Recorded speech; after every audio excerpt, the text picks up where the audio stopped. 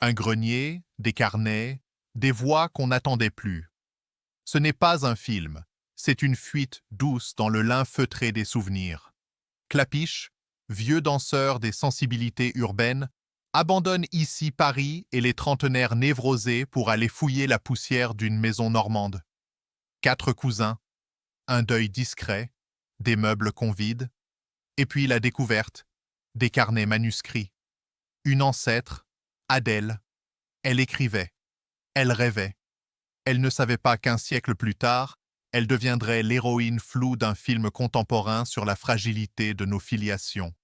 L'idée est simple et presque trop belle. Lire le passé et s'y reconnaître. Mais Clapiche ne plaque rien. Il laisse percoler. Les générations s'emboîtent sans couture.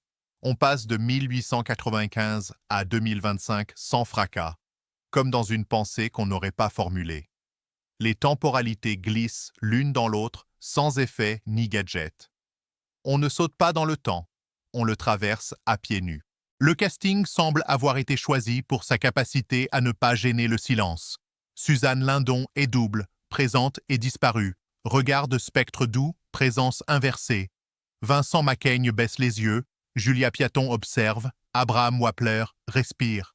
Rien ne s'impose. Tout se tient au bord.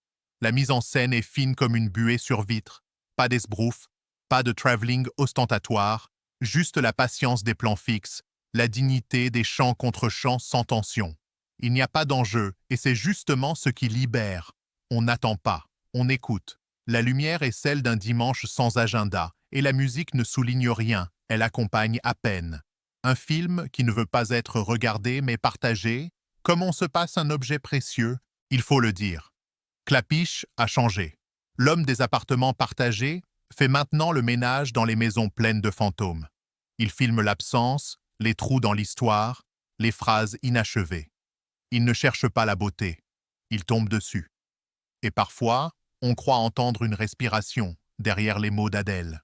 Comme si elle savait qu'un jour, ses descendants liraient ses phrases. Comme si elle nous attendait, patiemment.